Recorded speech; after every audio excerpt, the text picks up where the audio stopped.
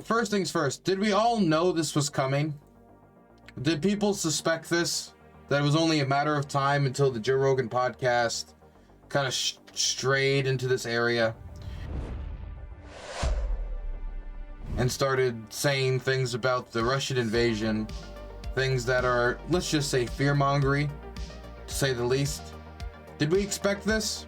I thought, you know, if he's been, generally speaking, not firing off crazy on it up to this point, and he hasn't been saying a bunch of uninformed stuff so far, that he might wait some time. I know that he had some other voices on that were not like pro-Russia or not like extremely anti-Ukraine. I know he had Peter Zeihan on, but he didn't have anybody on his show that specifically focused on Ukraine as their like number one specialty, or they're from Ukraine, or they have a Ukrainian perspective.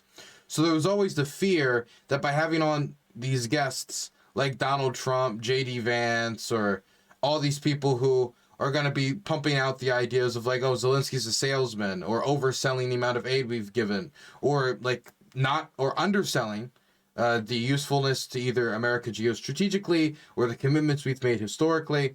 I don't think Joe Rogan is surrounding himself with Eastern European history experts who are going to give him the deepest evaluation of what led up to the war and the history of Russian policy towards Ukraine.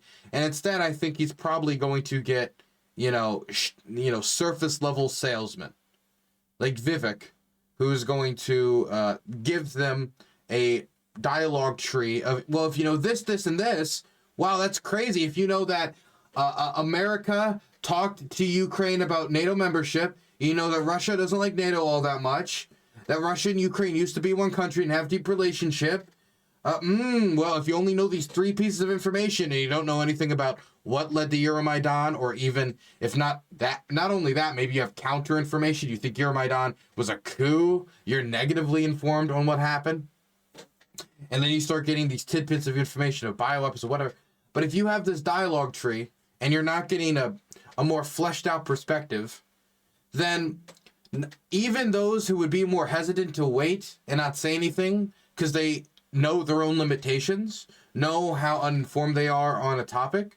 It's part of the reason why, I don't like the RSF, the Rapid Support Forces in Sudan, but I'm not just going to start randomly mouthing off about it unless I felt like I sat down, done the research, and maybe talked to the people who knew what they were talking about.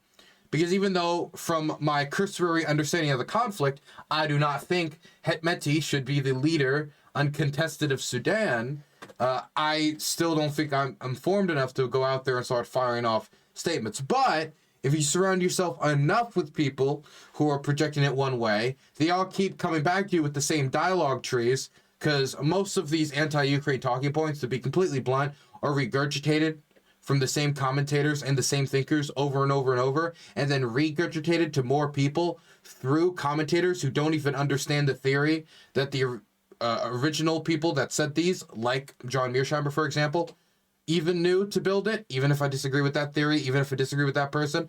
And so it boils it down more and more and more and more, and then gets regurgitated, which boils it down further.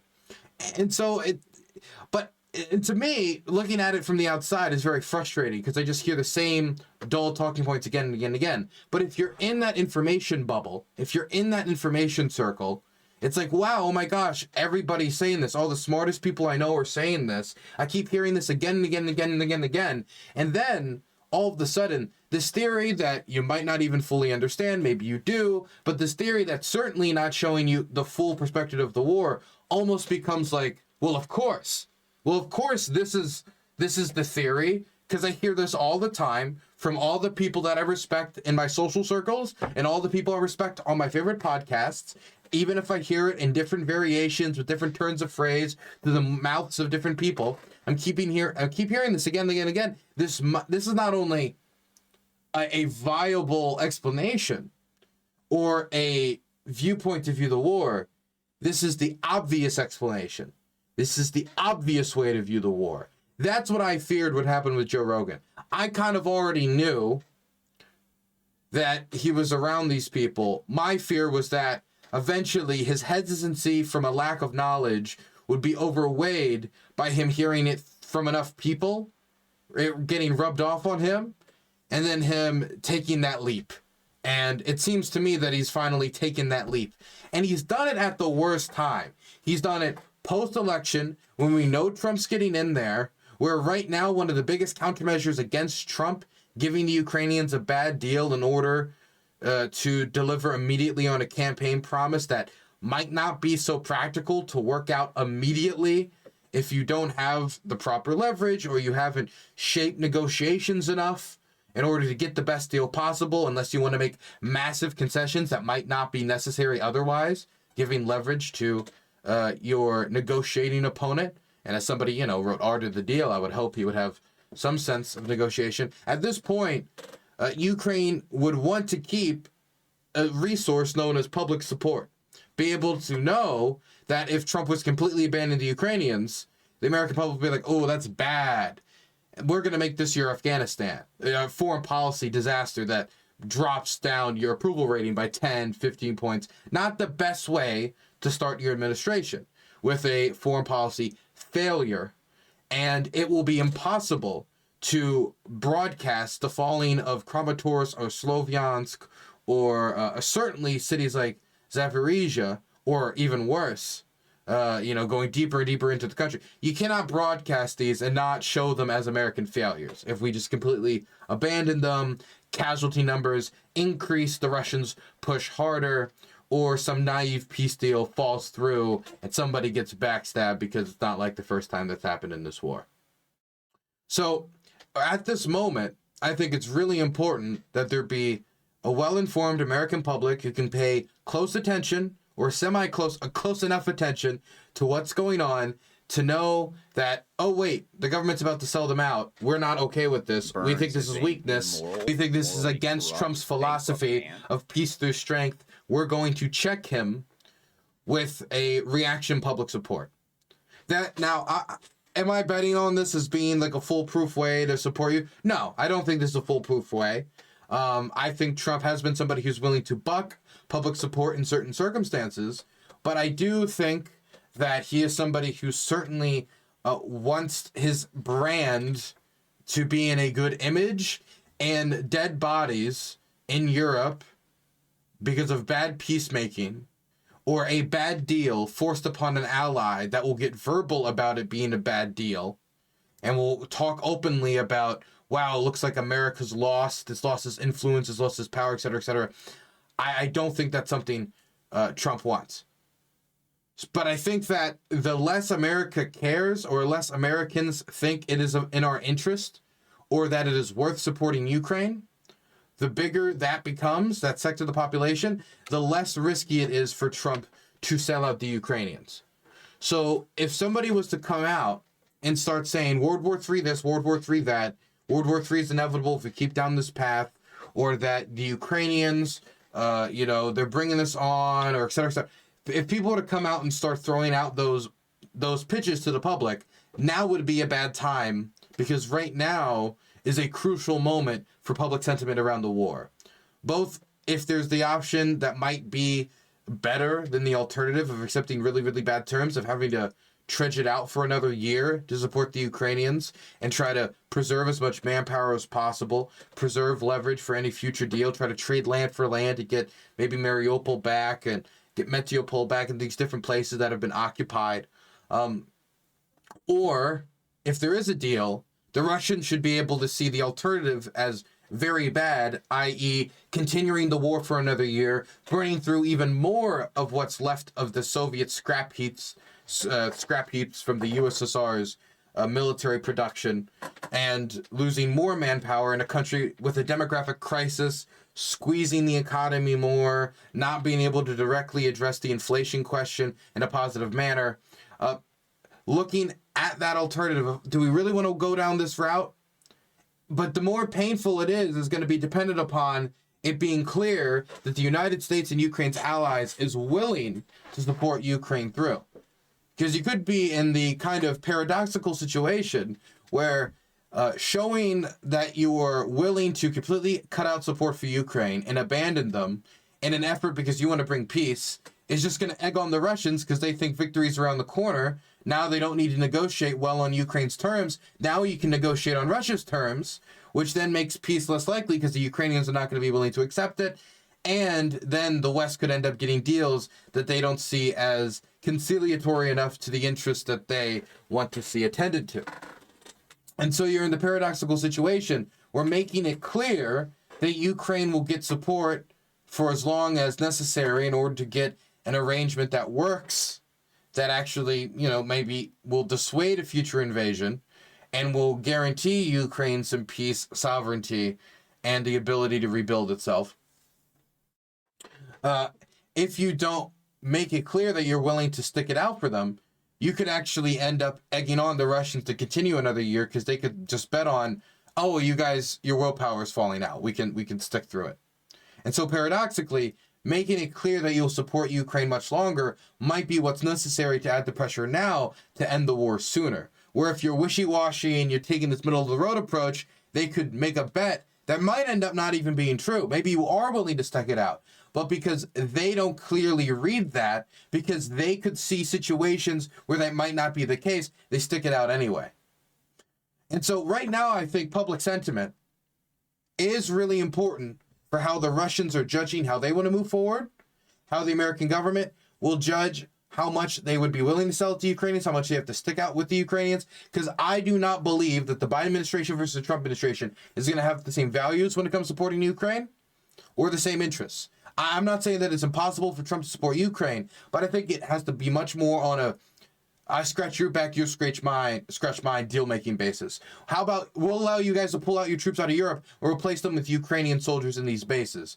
Or, well, how about all these Ukrainian resources? And let's talk about access to those resources. Or, well, how about all this drone technology we have and all this drone infrastructure we're building up? Let's talk about this research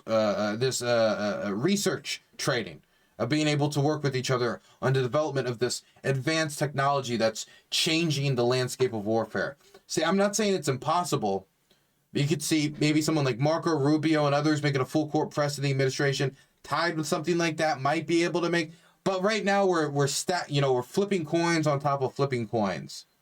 And so main point is right now, as we're trying to figure out what's going to happen in 2 months on January 20th, public sentiment and the president trying to read public sentiment, somebody who's been very, let's just say, approachable to the rulers of the crowd, I think is important. So one of the most influential, one of the largest, if not the largest, depending on the time of the year, podcasts in the United States, the Joe Rogan Experience, talking about the war in Ukraine for the first time in this manner where Joe Rogan's giving his opinion, I think it matters. And so I want to check it out because Ukrainians are not happy with what Joe had to say. Let's listen. The world we're living in now, and that's LA, and that's New York, and that's a lot of places that got fucked up by incompetent people. I don't know. I just feel safer knowing, like... Pull this microphone with your face. I feel safer knowing that Trump is in office. I do too. I feel great about it. What I don't feel safer is right now they're launching missiles into Russia. Yeah. How are you allowed to do that when you're on the way out? Like, the people don't want you to be there anymore. There should be like some sort of a pause for like significant actions that could potentially start World War III. Maybe that would be a good thing that we would like to avoid from a dying former president. Mm-hmm. The whole thing is nuts. I mean, look, I don't know shit about politics. Zelensky says Putin is terrified. Fuck you, man. Fuck you people. You fucking people are about to start World War III. Yeah, it's crazy.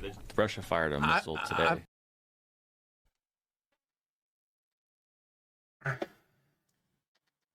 This is what angers me, is even if you think the Ukrainians are flirting with a situation where, wow, they're not respecting atomic weapons. And let's for a moment live in the world where we're actually on like the edge, right? Let's not live in the world that I think we're in, which is we're much further from the edge that most online edgelords and fearmongers are suggesting. And the Russians have been bombing Ukrainian hospitals with long-range missiles for quite a long time. The Ukrainians have been hitting deep into Russia with drones, domestically manufactured drones, that can hit 1,500 kilometers inside of Russia. They were hitting naval bases on the Caspian Sea. On the Caspian, not the Black Sea, not the Azov Sea, no, the Caspian Sea. Much further than any range of American ATACMS, the Storm Shadows, even the German Taurus missile, the French Scalps. No, none of that gets anywhere close to that. And they've been doing that with domestically manufactured drones. They've been using it to target oil refineries. They've been using it to target ammunition storage. And they've destroyed ammunition in such large fireballs that it is detected on like earthquake detectors, the earthquake monitors. They've targeted air bases. They've targeted all sorts of military infrastructure and military production. They've targeted the headquarters of different military offices.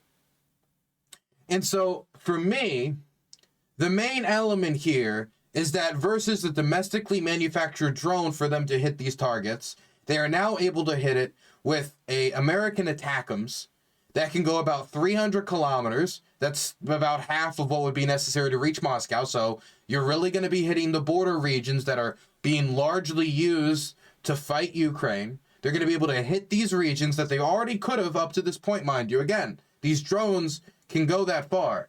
The difference is with this missile is that it can carry a larger payload and it's less likely to be intercepted because the missile is faster than a drone.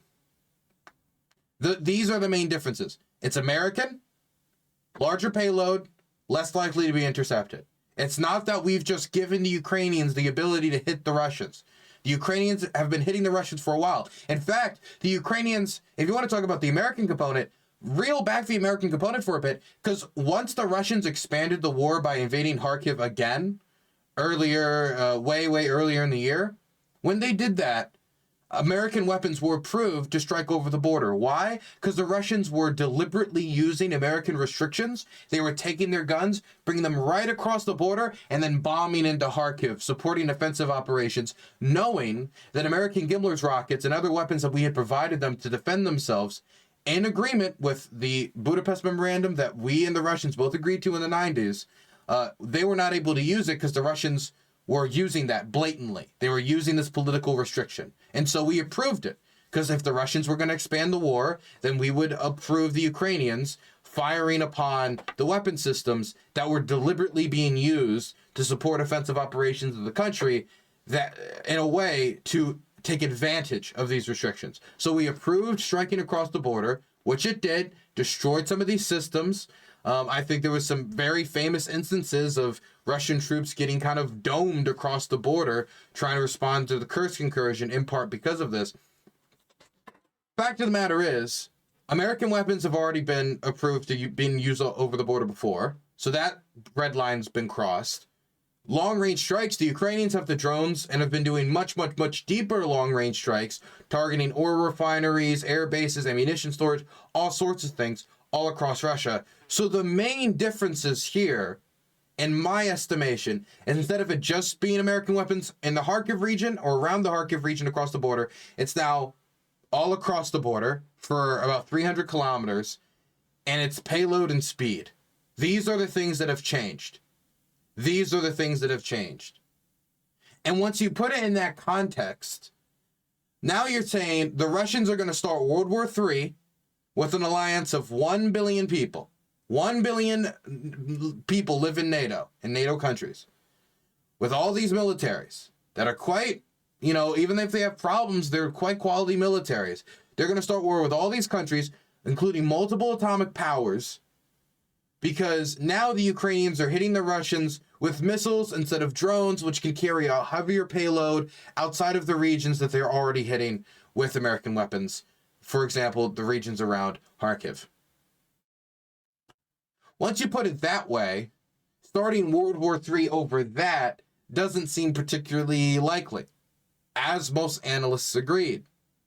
When you keep it in the context of the fact that the Russians have been hitting Ukrainian cities with missiles, like, for example, the Kinzhal missiles, the Kinzhals, for basically 3 years, on top of the years that came before that in 2014 forward.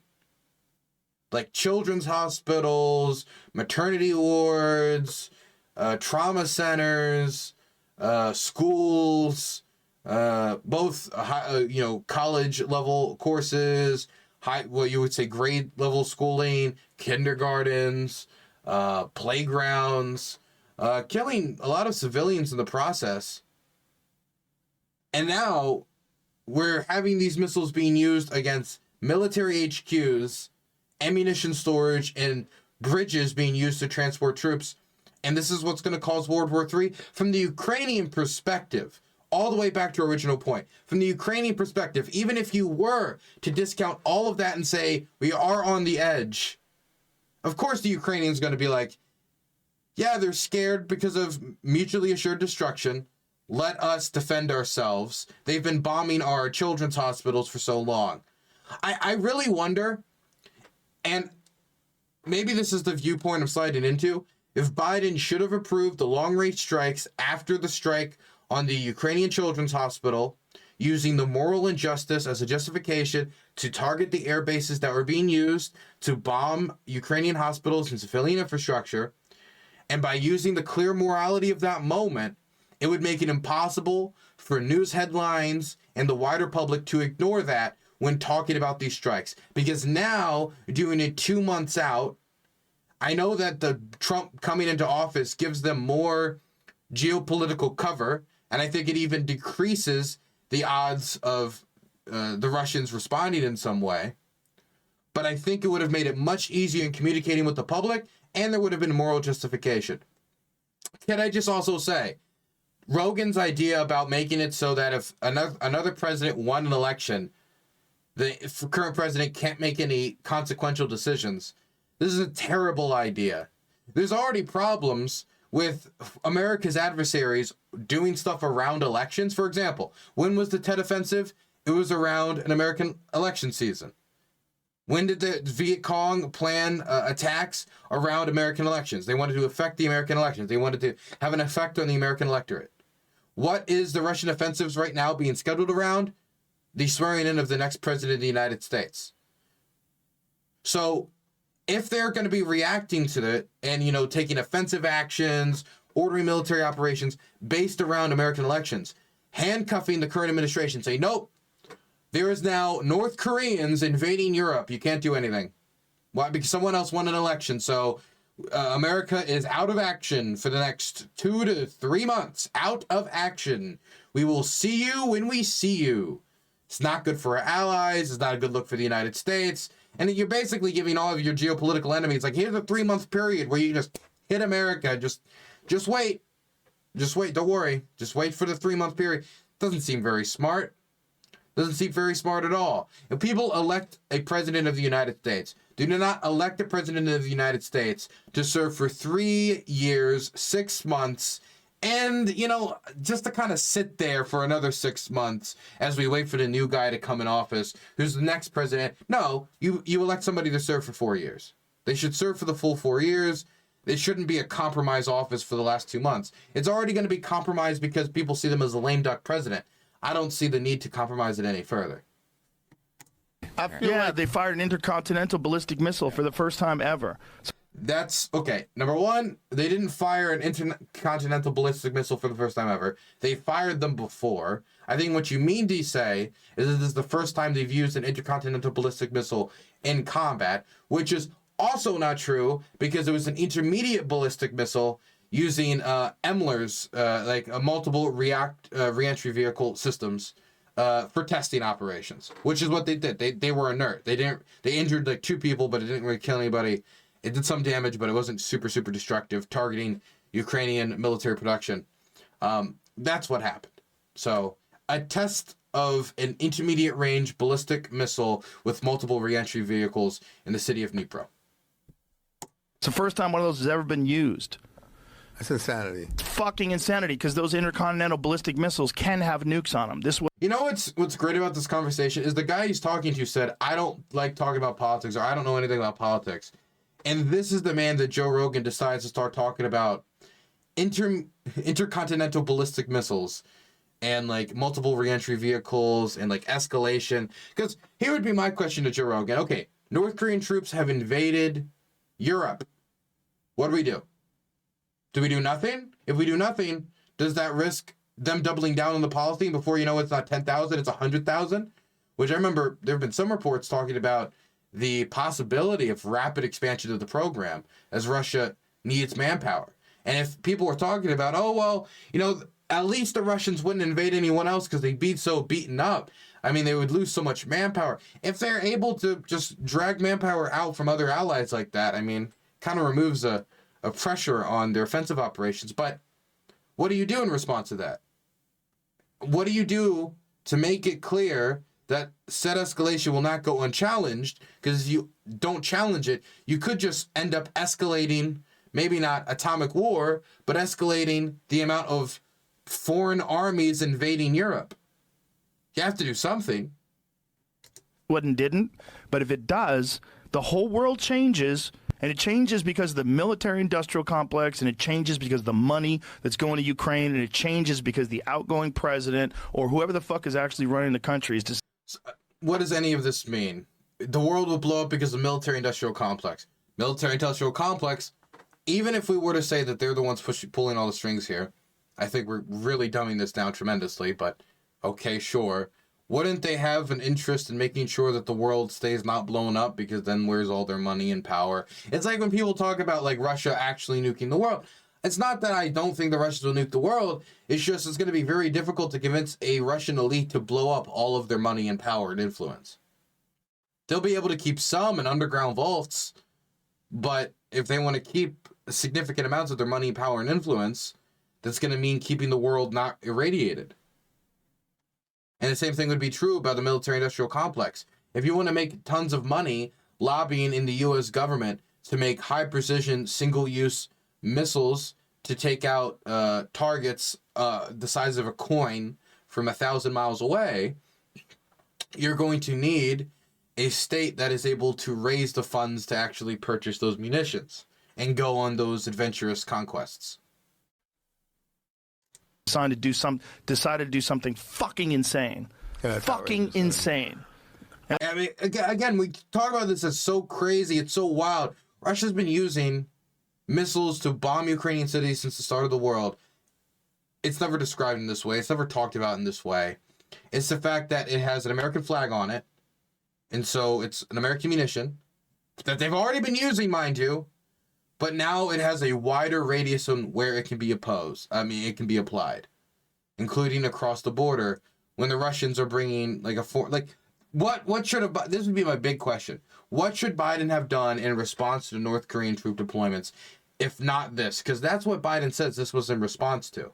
He says that the reason they approved these long-range strikes was because of the North Korean troop deployments. And we're all sitting there watching it, and people are cheering it on. CNN was saying, like, finally, see what their headline was about Zelensky about Biden giving Zelensky the ability to use long-range missiles. U.S. made long-range. It's not like nobody knows where they came from. It's not like nobody knows we've been funding this. It's a proxy war. The whole thing is fucking insane. It's insane. He's just going through every talking point. Remember what I said earlier about the dialogue tree? There isn't like some new thought here coming out of Joe Rogan. I'm not saying he has to be some new revolutionary, foreign policy thinker. I'm here to challenge collective defense theory. No, I don't need him to do that. But I don't feel like these are conclusions that Joe Rogan just waddled to himself. Because all the, talking points I'm hearing, it's stuff that you'd hear from Dave the Comic Smith, or stuff you'd hear from Mearsheimer, or stuff. None of it is centering the Ukrainian perspective. And I'm not saying that that's Joe Rogan's job, but when you say fuck you to the people who are using this weapon to target air bases that have been bombing their cities for 3 years, I feel that you've just completely moved over the fact that, oh wait, these Ukrainians also have values here. They also have interests here. Of course the Ukrainians would want to use this stuff. And when he just says World War III, I think he's, man, I hate to be the guy, but he needs to, maybe tug down a bit, and, pull up his, big point pants and, talk about this like a grown adult, instead of just saying World War III over and over. And World War III proxy war isn't an opinion. It is just a bunch of like interconnected buzzwords. Come to the negotiation table. Sit down. Work this out. Stop killing everybody. U.S. allows Ukraine to use long-range missiles. So what did they say? Someone had said that, like, CNN was saying that it was a good thing. They probably had somebody at CNN who had that opinion. Which I think is how? How has the left gone so far crazy that they think it's a good thing to launch missiles? I think it's bad when children's hospitals go kablooey. And I think that if somebody's making children's hospitals go kablooey and that they weren't running a human safari in Kherson, I think what stops them from taking more cities is probably good. And as long as we can weigh it against relative risk, enabling these people who made this great sacrifice for nuclear non-proliferation, which is a goal that I think much of the left has been interested in for the last, forever, ever since atomic weapons were a thing. I think it's not only the right thing to do, I think it's the United States' responsibility. We made these commitments. I don't need to be the CEO of Halliburton to think that, a bully punches you, punch them back. It doesn't need, if we need to dumb it down and simplify it. That's what's scary about life is like you don't want to pay attention to that shit. You just want to live your life. You want to just be like the thing that also gets me here is when he's talking about this person saying it was a good thing. He says like how do you do that? Did he even listen to who that commentator was describing as to why they would say finally? Maybe they say finally because like, hey, this has been asked for 2 years. There's many other points that could have been said. Hey, if you did it a year and a half earlier, it wouldn't be 90% of Russian air assets have been pulled back. It would be all these Russian air assets would still be in range and they could be hit. Did he sit down? Did he listen? Did he? Nope. Carefree and have fun and do the thing that you're passionate about. And meanwhile, the world is burning. And you you're just can't do hoping anything it doesn't about it. get It's to like, you. at that high level, it's like there's nothing. Well, we can. We voted Trump in, and Yeah, his idea is to stop all this shit, and hopefully he can do that. Yeah. What does that mean? What does that mean, Joe? What does that mean? But, man, fuck. We got 60 more days until Trump gets in or whatever it is. How many days is it, Jamie? But who knows? Maybe once he gets in, they'll ramp it up. Who knows? Maybe they'll sabotage his administration. Is that the only possibility that negotiations don't pan out? The only way that the Russians, who invaded Ukraine in 2014 while saying they weren't doing it, then invaded the Donbass while saying they weren't doing it after the rebels got their ass handed to them, then invaded again in 2022 after saying they wouldn't do it, all upon the Budapest Memorandum, which was their commitment to Ukraine's territorial integrity as to why they gave up their atomic weapons. So violation upon violation upon violation upon violation. The only way that negotiations between Ukraine, the United States, and the Russians, and Europe, of course, could fall through is if Trump was sabotaged. Could it not be that these two sides have such different views where the Russians are making demands for more territory? They want to take the city of Kherson. They want to take the city of Zaporizhia. They want no long-term defense agreements for the Ukrainians to stop future invasions. At the start, they were demanding its demilitarization after so many illegal invasions, telling them, no, you cannot have a counterbalance to our power. You cannot have the means. You cannot even, not only should you not use a means to defend yourself against us, you should not even have a means to defend yourself. This was the deal that people keep saying that Ukraine should have taken. And the reason they didn't take them was because of the evil warmongers. There's no way where the Russians say, nah, we don't believe Ukraine has a right to exist. Give us all of our demands. We're not conceding. There's no scenario where that happens. It can only be that John Bolton sneaks his way, worms his way through the air vents at the White House, And when Trump was going to hit the big peace button that's on the president's desk, he unscrewed it and he cut the wires to make it not work. Come on, man. It's just naive. That needs to be the word of the month. We keep using that word a lot. Naive. A lot of naivete as of late. That's what's even more scary. People don't want him in power. And the people that are in power don't want to leave power, and they'll try every way they can to keep it. 60 days from today. All right. On the news. 60 days. Keep your fingers crossed. Yeah. Just hope Putin understands what's going on as well, and Zelensky doesn't do anything stupid. But saying that Putin's terrified, God damn it. It's like you're trying to like tug the tail of a fucking sleeping dragon. Dragons. Yeah. Also, Zelensky, can I get a drug test? And he's just throwing out that there's this thing that going around that Zelensky's like a drug addict. It's like meant to like humiliate him and humiliate Ukraine. Be like, your leader, our leader in Russia's strong and brave, and yours is like a cokehead. That's like the idea. Because Ukraine's degenerate because it's Western. Because they like many of the same things that Joe Rogan said he liked. For example, like, you know, weed and like the ability for like men to be able to marry each other and like these freedoms that Rogan, you know, since Ukraine's moving in that direction of, you know, liberalization, you know, civil rights, you know, they're not going to become the woke paradise that George Soros, you know, imagines in his dreams overnight. But because they're moving in that direction, you need to humiliate them as degenerate drug fiends, even though Russia has its own problems with alcoholism, addiction, drug abuse, extremely high rates of abortion, high rates of divorce, higher rates than in the United States itself. Where is this Christian conservative paradise I've heard so much about? But the idea is like, you know, Zelensky's a drug addict. To say that Putin is terrified, I don't think is wrong. I think he's terrified about certain things. I don't think he's terrified that like he's going to be wiped off the face with atomic weapons, but he's a dictator who's scared, like many other dictators, of getting overthrown. You don't think that your own mercenary companies marching on your capital, challenging your military staff is terrifying? As your jets you send to go respond to it get shot out of the sky and they just don't stop marching. You don't think that was terrifying for Putin? Was it not terrifying for Putin to see the support for continuing this war continue to go down? Is it not terrifying for Putin to see the ruble worth less than a penny again?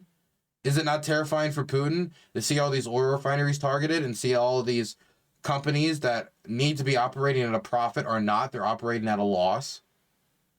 These different production companies, refining companies.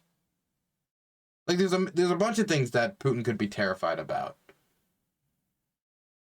I think he's terrified of potentially having to negotiate with the Ukraine that has parts of Russia to negotiate its territory back. It does not want to negotiate. It's terrified, I think more than anything, of negotiating with Ukraine as if they're some sort of equal, which it will refuse to acknowledge because it ideologically does not believe it to be. Putin laid that out in his speeches. He laid that out in his essays that he published before the war. And the way he talks about it too is like, hopefully Putin knows what's going on. As if like everybody's in the same camp of, don't worry, 2 more months and we'll give you everything you want. You can have as many cities, you can have as much. It just reeks of appeasement politics. But the way he phrases it, like just 2 more months, Putin, hopefully he knows what's going on. And Zelensky doesn't do anything crazy. Every other day, I have to look out my window and see these air defense teams knocking out shaheeds as they crash into civilian apartment blocks. Every other week, we hear about a new hospital that was bombed. You know what's crazy? Bombing a children's cancer ward. I think that's crazy. You know what I think's crazy? Regularly targeting old babushkas and civilians in Kherson and then posting the videos on social media for funsies. The locals call it a human safari. It's barbaric. I've talked, and then when the ambulance crews come to save the people that you've targeted, the ambulance crews are then targeted. Double points, I guess. That's crazy. That's what I would call crazy. Ukraine punches back. And this is the first, I mean, I didn't think Joe Rogan would be the man I'd explain self-defense to. I understand atomic weapons add a different dimension, but we want to go to this table and give Ukraine the best deal possible, not sell them out. They're going to need leverage. And leverage means convincing the Russians that we're willing to stick it out with them. Here's a question for Rogan. Why hasn't Trump condemned this? Why hasn't Vance condemned this? All of their goons and all of their ghouls have come out and they've condemned it. I've seen Donald Trump Jr. condemn it, but they haven't. Why? Because they probably would appreciate the increased leverage that it will give them.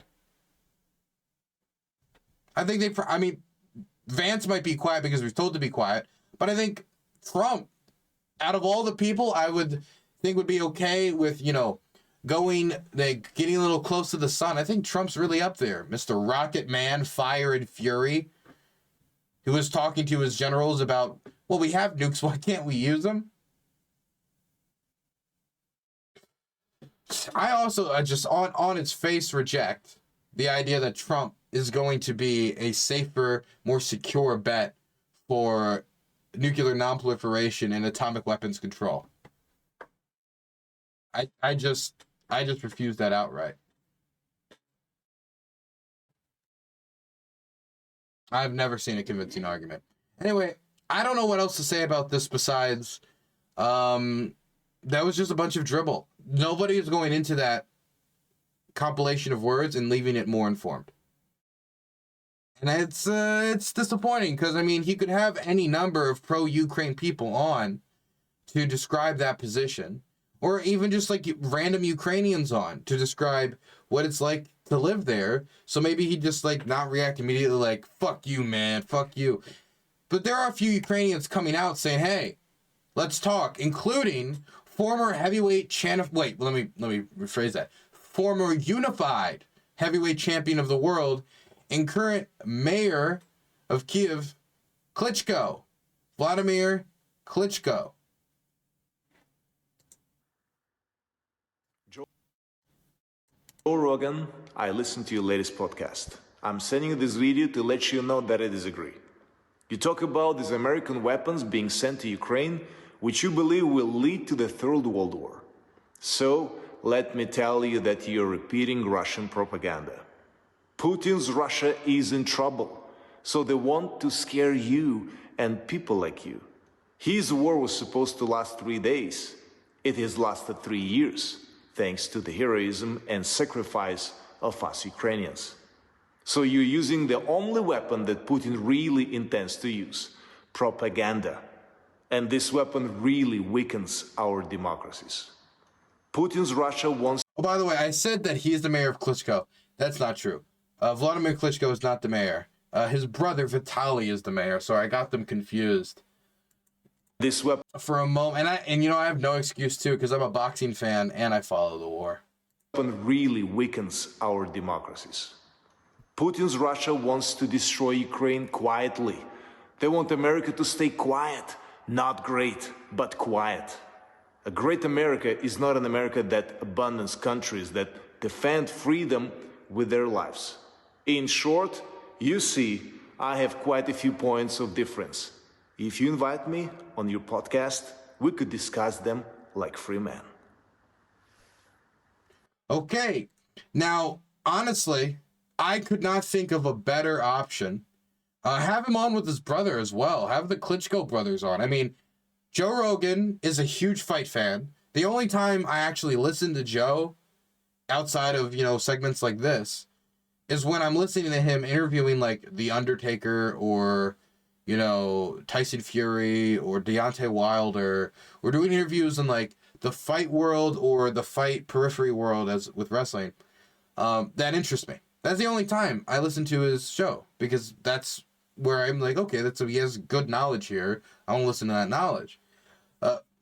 you get in this interview not only somebody who can talk about the fight game, but then can talk about the invasion of his country and offer that Ukrainian perspective. And if you invite Vitaly on too, you can get two people, including one who's the current mayor of Kiev and has had to deal with a bunch of stuff, including, you know, bunkers and like civilian emergency response, and can offer a unique perspective that it would be pretty easy, I think, for Joe Rogan to get. And in fact, it looks like Klitschko's sticking his neck out. Look, bring me on. And, you know, 16.1 million people saw this. It's impossible for me to believe that Joe Rogan does not know about this request. And of course, immediately we've got the biggest right-wing intellectual heavyweights responding to this. Candace Owens saying faking gay. Faking gay. See, Candace Owens, like most Americans, were born in a country that didn't have to ever even imagine getting invaded and conquered. And the movies where they do imagine it, like, you know, Red Dawn, it's cartoonish in fashion. Because our geographic reality, as well with a massive defense budget and atomic arsenal, means that we don't have to deal with that reality. And so the idea of somebody who's from a country getting invaded where mass graves are forming, like genuinely wanting to get onto your show to be like, look, you have a big platform. I want to make sure that our perspective is being well represented. It's impossible for her to sympathize with it because Candace Owens is extremely privileged. At least in relative to the type of privilege we're talking about here, you know, not being born in war zone privilege, so to speak. And so there's not even like an ounce of sympathy there. Not to mention, she terribly sympathizes with the Russians, despite Russian Christian persecution in Ukraine. Klitschko did respond. Now, I saw people in chat saying, Dylan, Joe Rogan's already responded, and they keep sending me this account. I need to tell you guys, this is not Joe Rogan. This is not Joe Rogan. This is a Joe Rogan fan account. So this is not Joe Rogan responding to Klitschko. This is a Joe Rogan fan account that likes to post updates about Joe Rogan, okay? I saw a few people in chat. It was, you know, I'm just a little confused about it. But he said, the Joe Rogan fan account, the biggest one on Twitter, does this make sense to anyone or just an attempt to get on the podcast? And Klitschko responded, fear factor equals offering a public opinion about a nation, but not being able to discuss your opinion and facts with another public figure of the nation you had opinion about. We would only meet in the podcast ring, not in the boxing ring. Let's do it. What are you waiting for? At Joe Rogan. And then at the real Joe Rogan. Look, I could not think of a better individual. I'm bringing on Klitschko and Usyk, man. You got the current heavyweight champion of the world who can talk a little bit about his experience. You got Klitschko, who's a very good English speaker, and I think will perform quite well in that environment. Then you can bring on Vitaly. So you got three world-renowned boxers, probably the biggest boxers in Ukrainian history. Bring them all on. Bring just one of them on. Any of them on. But all of them on. Beautiful. But honestly, let's say you don't want Klitschko. This is, I don't think he's the best representative. There's other options too. Look, here's Kubula, the previous minister for foreign affairs, adding Joe Rogan. Hi at Joe Rogan. Freaking at Ukrainians without giving them a chance to speak isn't a fair fight. If you ever feel like having a real conversation, let's sit down and chat about how Ukraine related, dragons included. You know your stuff, I know mine. Cigars on me.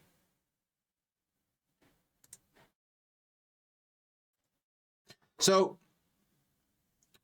it looks like a bunch of Ukrainians have taken their hats and thrown it into the ring, immediately saying, Joe, we will come on your show, we will discuss the war, we'll discuss why we want the weapons, we'll discuss this, we'll discuss that.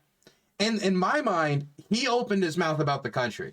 And he did not only open his mouth about the country, he said, fuck you to its leader, said that you don't want the Ukrainians doing anything stupid when they're the ones that are getting bombed and invaded. In the future, these 44 million people does largely depend upon the continued support of the United States and what the United States is willing to do for its ally once it enters negotiations. I think it's only fair that they get a public hearing. I think it's only fair, with 2 years to go, with this war going on for almost 3 years and the large-scale invasion, and 8 years before that, and the Russian invasion prior. I think it's only fair, after so much time, that this perspective gets a long-form fleshing out, so people understand their viewpoint at the table. Because most Americans do not. Most Americans do not. We've got the person getting chosen to head the intelligence community in the Trump cabinet, Tulsi Gabbard, who was talking about bioweapons and biolabs during the start of the war. These are the people that are being thrown out there for the tippy-top positions. The people that will be whispering in the president's ear. We're hearing, just nonsense about the war from the president himself, where he either lies about the amount of aid we've sent, or lies about what the Europeans are contributing, or just lies about the death toll in order to make it sound even worse than it is, even though there's no need to exaggerate. War is awful. You don't need to get into fantasy numbers in order to make war seem awful. Either way, at the end of the day, if you're going to go out and you're going to yap about a country, the people from that, especially if you have such a big platform that has so much influence, that so many different people listen to, I think you have a responsibility to make sure that they get a say. It doesn't need to be Klitschko. It doesn't need to be Kubila. It doesn't need to be Vitali. It doesn't need to be Usyk. It could be, hell, as Zelensky himself. You don't think Zelensky would go on? You could get Zelensky on your show. I'm positive they could get Zelensky on the show if they asked. So it's not a question of whether Joe Rogan can. It's a question of whether Joe Rogan is willing to or brave enough to make sure that each side is heard. He said he wanted to do that for the election. It didn't happen. Maybe we can do that for the largest war in Europe since World War II. Is this Timcast IRL? It's the Joe Rogan experience.